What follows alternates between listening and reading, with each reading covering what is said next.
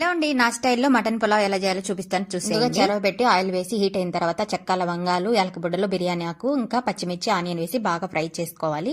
తర్వాత కొత్తిమీర, పుదీనా, మెంతికూర వేసి బాగా ఫ్రై చేసుకొని అల్లం వెల్లుల్లి పేస్ట్ కూడా వేసి ఫ్రై చేసుకోవాలన్నమాట. తర్వాత టమాటాలు కూడా వేసి ఫ్రై చేసుకొని ఉడికించి పెట్టుకున్న మటన్ కూడా వేసి బాగా ఫ్రై చేసుకోవాలి. బిర్యానీ మసాలా ఇంకా ఇంట్లో ఫ్రై చేసి పెట్టుకున్న ధనియాల పొడి, చెక్క, లవంగాలు అన్ని వేసి ఫ్రై చేసి పౌడర్ చేసి పెట్టుకున్నాను. అది ఒక 2 స్పూన్లు వేసి బాగా ఫ్రై చేసుకోవాలి.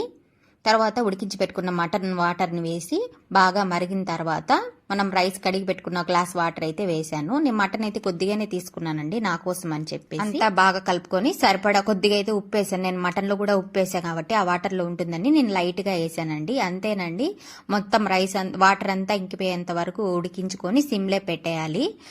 మటన్ బిర్యానీ అయితే మటన్ పులావ్ అనొచ్చు, మటన్ బిర్యానీ అనొచ్చు. సింపుల్ అండ్ టేస్టీ నా స్టైల్లో మటన్ పులావ్ అయితే రెడీ అయిపోయింది. Thank you for watching.